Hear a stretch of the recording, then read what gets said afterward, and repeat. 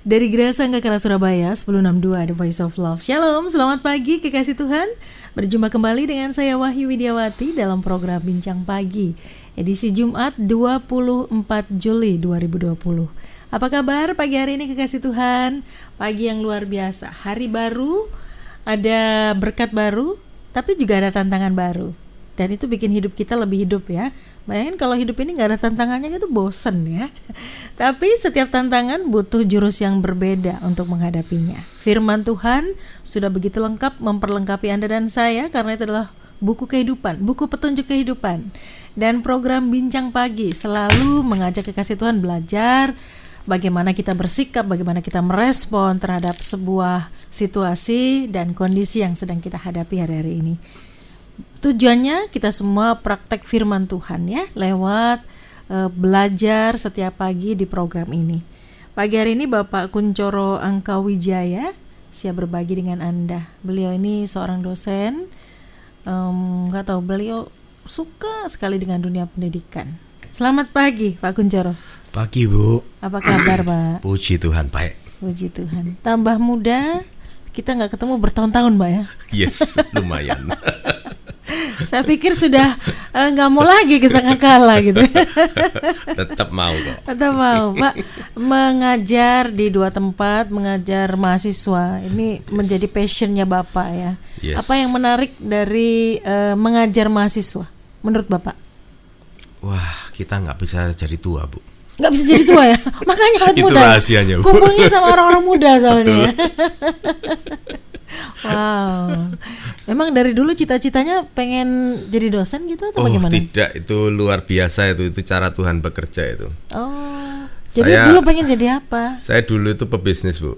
Oke. Terus kemudian di puncak kesuksesan malah Tuhan panggil untuk membangun rumahnya kembali melalui kitab Nabi Hagai. Dan sesudah itu Tuhan tuntun studi teologi. Dan sesudah studi teologi saya mikirnya kalau sudah dipanggil jadi studi teologi ya nanti masuk gereja lah ya begitu ya. Semua orang tanya sama saya, bahkan lucu ketika saya berangkat gitu ya, saya kan harus melewati imigrasi. Dan kemudian ditanya, kamu kesini ngapain studi di mana? Saya bilang saya studi seminari. Kemudian petugasnya ngomong, berarti kamu nanti akan jadi pastor. Okay. Saya bilang I don't know. Karena pimpinan Tuhan itu kan ya ini pelajaran juga yang saya dapatkan dari beberapa hamba Tuhan yang membimbing saya. Tuhan itu kalau kasih kita panggilan yang dia minta kita taat, nggak usah lihat dulu, pasti gambarannya jelas saya dari titik A ke titik B. Pokoknya taat dulu dan Tuhan akan pimpin langkah per langkah. Jadi saya nggak bisa jawab pertanyaan itu. Berapa banyak orang tanya sama saya nggak bisa jawab. Ternyata betul kan. Saya pulang, saya sebenarnya sudah diterima menjadi tim pastoral di sebuah gereja yang besar di Indonesia ini. Saya malah sudah melayani cabangnya di Amerika. Sudah gitu tiba-tiba ada krisis, ayah saya meninggal, saya harus kembali ke kota Surabaya. Dan kemudian Tuhan membuka pintu. Di tahun 2010 itu bukan hanya 1 universitas, 3 universitas.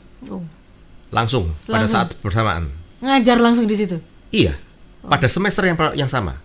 Jadi saya langsung cara Tuhan setidaknya cara Tuhan untuk menunjukkan kepada saya dia mau apa itu cukup dramatis saya pikir. Itu bertentangan nggak dengan hati nurani? Saya tidak terpikir sebenarnya, saya jujur aja nggak saya pernah terpikir tidak ngajar ya. Tapi kemudian ketika saya melakukannya, saya menemukan saya bahagia. Okay. Nah jadi terus kemudian saya menyadari bahwa Tuhan menciptakan saya untuk ini, gitu loh. Karena saya pernah membaca sebuah buku ya, buku itu ditulis oleh konselor Kristen, dan mereka itu pasangan suami istri. Mereka menggunakan daftar talenta yang ada di dalam Alkitab itu untuk memberikan konseling kepada orang bagaimana memilih pekerjaan. Dan lucunya sesudah mereka mengkonseling sekian ribu orang, mereka menemukan bahwa orang yang kalau ditanya apakah hidupmu berbahagia, itu selalu adalah orang yang pekerjaannya itu sesuai dengan talentanya dia. Oh, oke. Nah begitu. Jadi memang betul ya kalau di dalam Saya banget itu juga, Pak. Iya. Jadi sudah ngalami ya. Sudah ngalami. Nah kalau kan di dalam Alkitab itu dikatakan bahwa ketika Tuhan menciptakan kita, Tuhan itu sudah punya rencana gitu loh. Kedepannya itu untuk apa? Kita ini siapa? Dan ternyata ya begitu. Kalau kita, jadi menurut kesimpulan dari peneliti itu, kalau kita hidupnya berkarya sesuai dengan talenta kita, maka kita akan menemukan panggilan kita dan sekaligus kebahagiaan hidup kita di situ gitu loh. Dan ya itu memang nggak mudah ya. Ya, walaupun di apa yang kita suka itu kadang-kadang tidak menghasilkan secara materi ya. Yes. Tapi itu membawa sebuah kebahagiaan tersendiri. Yes. Sudah berapa tahun berarti ini sudah menikmati 10 mengajar? tahun. 10 tahun ya. Yes. Oke, mau berapa tahun lagi? Saya nggak tahu, terserah Tuhan. Gak pengen kembali ke gereja? Ya, kalau Tuhan memimpin begitu boleh lah. Jangan buka gereja sendiri nanti. Aduh. Gereja itu milik Tuhan Yesus. Iya. Kita nggak buka-buka. Oh ya gitu ya. Oke, baik. Jadi kalau Anda mau awet muda, jadilah pengajar ya. Kumpul dengan orang-orang muda. Ya. Saya itu pernah loh bekerja untuk seorang yang usianya sudah 76 tahun kalau saya nggak salah beliau pada saat itu. Beliau adalah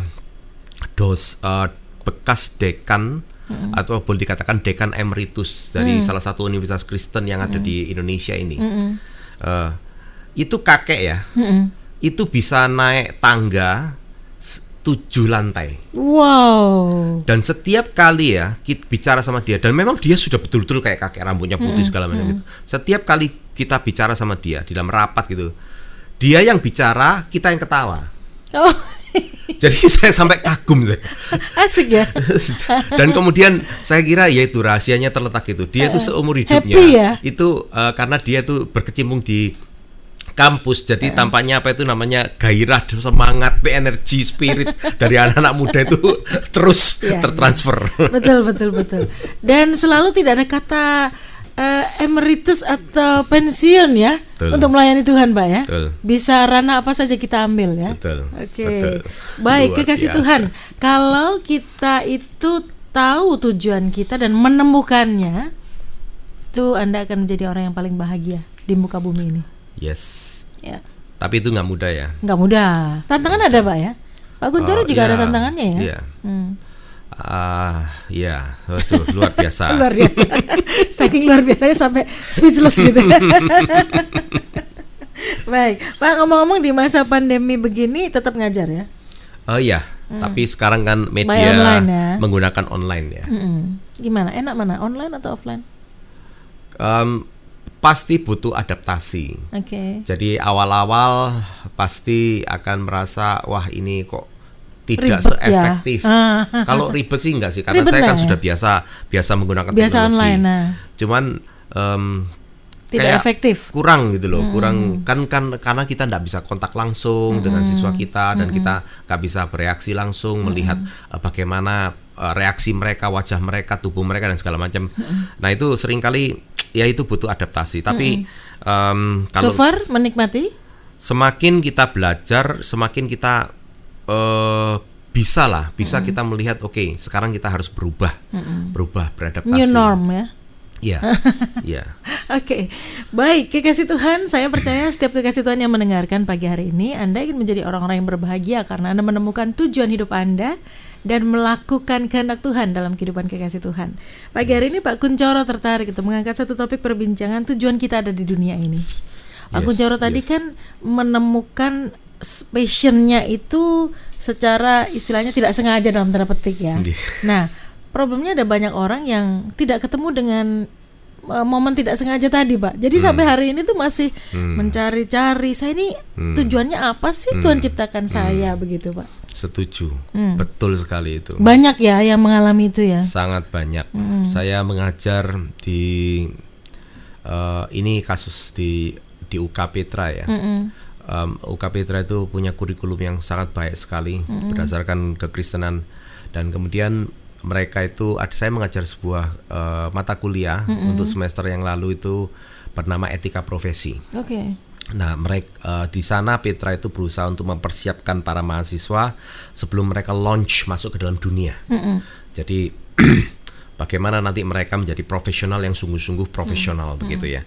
Dan itu salah satu poinnya itu adalah bagaimana mereka itu dibantu untuk menemukan panggilan hidup mereka di dalam pengertian secara profesi. Jadi itu gabungan. Jadi dari ilmu manajemen maupun pengajaran firman Tuhan mereka gabungkan. Saya kemudian memberikan nama untuk tugas itu adalah saya menyebutnya sebagai The Grid. Kenapa The Grid? Karena itu terdiri dari empat komponen. Jadi mahasiswa itu diminta untuk merenungkan di dalam diri mereka sendiri, yaitu satu, passion mereka itu ada di mana. Kemudian yang kedua, konten diri mereka itu seperti apa. Nah, ini biasanya kalau di dalam dunia bisnis, kalau orang lagi wawancara kerja, sebutkan 5 kekuatanmu, 5 kelemahanmu, kan begitu ya. Apakah engkau bisa bekerja di dalam tim? Itu pertanyaan standar. Ya? Pasti ditanya begitu. Nah, konten diri itu ya evaluasi secara jujur tentang dari diri seseorang tentang saya ini apa. Nah, dan banyak orang nggak bisa jawab loh, Pak. Iya, nah itu masalahnya. Dan di dalam orang kalau secara Kristen malah kita diajarkan sama Tuhan ketika kita di dalam Kristus maka Tuhan mengutus Roh Kudus pada kita, dan Roh Kudus itu memberikan kepada kita talenta. Nah, talenta itu kalau banyak hamba Tuhan itu mengatakan bahwa itu adalah salah satu petunjuk. Jadi Tuhan pasti memberikan talenta kepada kita sesuai dengan kehendaknya bagi hidup kita. Nah, jadi melalui talenta-talenta itu menjadi salah satu petunjuk awal. Oh, Tuhan itu mau kita masuk melakukan apa. Nah, itu yang kedua. Jadi konten diri, dan kemudian selanjutnya ditambahkan dengan konteks kehidupan. Misalnya kita lahir dari ayah pedagang. Nah, itu menentukan konteks hidup kita. Misalnya kita itu lahir di Indonesia, beda dengan mereka yang lahir di Amerika, atau beda dengan mereka yang lahir di Singapura. Nah, itu konteks hidup itu akan menentukan, cukup berpengaruh terhadap apa yang akan kita kerjakan ke depannya. Ngomong-ngomong, memangnya di keluarga Pak Kuncoro ada yang jadi dosen? Lucunya begini, Bu. Ayah saya itu dulu guru. Oh, itu dia. Kan ada benang merahnya ternyata. Nah, itu juga tidak terpikir. Jadi ayah saya itu berhenti jadi guru. Maaf ya, karena pada saat ada peristiwa Gestok G30 SPKI, Soeharto mengambil alih kekuasaan, dan kemudian dia memerintahkan semua sekolah Tionghoa itu untuk berhenti. Ayah saya itu guru, dan tiba-tiba gitu ya, kalau ceritanya dia tiba-tiba dalam waktu 1 hari sekolah itu harus tutup. Dan itu kan ada beberapa sekolah yang sampai sekarang mereka di masih itu ya. Siswa-siswanya masih self denial kan sampai sekarang. Betul. Jadi mereka sampai membangun klub alumni dan segala macam, dan cukup besar kalau di Surabaya ini kan. Betul. Nah, itu seperti itu kejadiannya. Nah, ya itu benang merahnya. Nah, terus berarti kan tidak tiba-tiba jadi dosen. Ternyata ada ininya, bicara tentang konteks tadi ya. Loh, makanya saya bilang ya, ini kalau saya memberikan nama Life's Grid itu ya, yang saya dapatkan dari textbooknya UK Petra ini ya. Saya pikir ini cukup baik gitu loh untuk menolong kita ya. Hal yang keempat itu adalah, nah ini bagus sekali. Anak-anak itu diminta untuk memikirkan mengenai masalah kebutuhan dan urgensitas bagi profesi yang mereka pilih. Kebutuhan dan urgensitas. Misalnya nih, contohnya nih, anak-anak itu sudah sebagai ngambil jurusan komunikasi. Nah, terus komunikasi itu kan banyak, Bu. Betul. Bisa masuk, bisa pekerjaan macam-macam. Jadi marketing pun bisa. Jadi penyiar juga bisa. Jadi penyiar juga bisa, betul. Tapi saya juga bukan jurusan komunikasi loh. Makanya. Iya, perlu sekolah menera tadi. Kayaknya ya. Menjadi PR juga bisa, menjadi juru bicara untuk pemerintah juga bisa, gitu-gitu. Nah, tapi yang mana dari sekian banyak itu yang cocok buat dia? Yang menjadi passionnya dia tadi ya? Enggak, kalau sudah sampai sini nggak bisa lagi dibilang passion. Mereka harus mulai melihat istilahnya celah yang mereka bisa masuk itu di mana. Nah, jadi lowongan-lowongan yang mereka bisa masuk itu loh.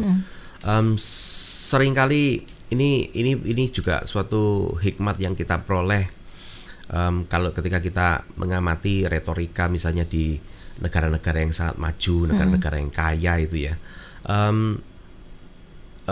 Banyak sekali negara-negara kaya seperti Eropa, Amerika itu kan menjadi jujukan dari banyak imigran. Banyak imigran termasuk ilegal Indonesia yang masuk, ya.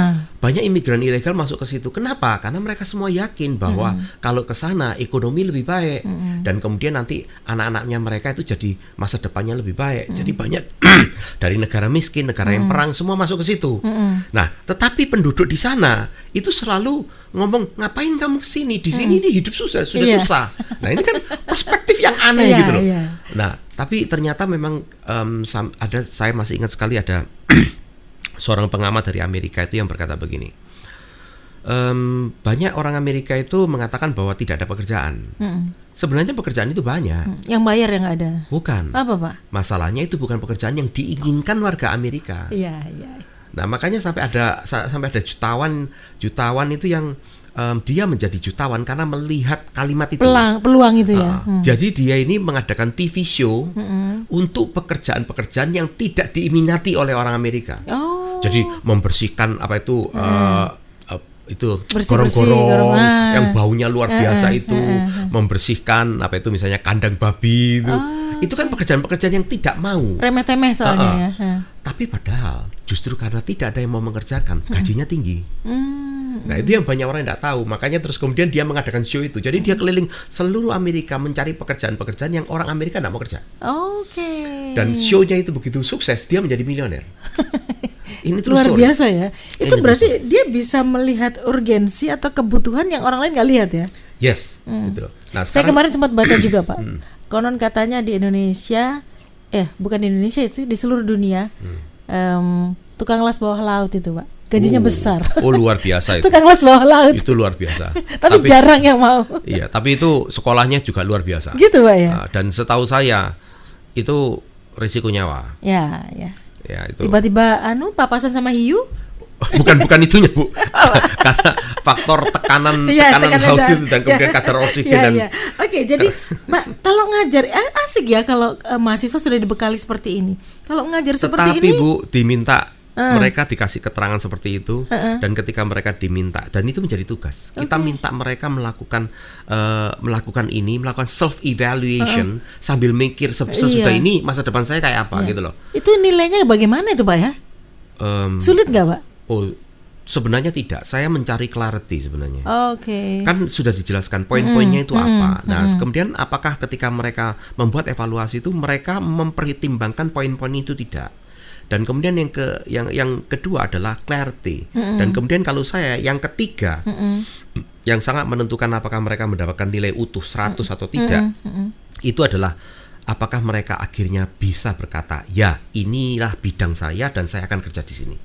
Nah, tapi tidak semua bisa begitu. Nah, karena itu biasanya kalau seandainya mereka bisa mengevaluasi diri di 4 poin itu aja, saya sudah kasih 90. Wow, asik ya zaman now. Dulu zaman saya nggak ada kayak gini, Pak. Tepat sekali. Saya juga sering kali begitu. Andai kan saya zaman dulu punya. Wah, luar biasa. Ini. Penuntunnya itu ada ya. Kita nggak kayak zaman kita dulu meraba-raba kayak orang buta.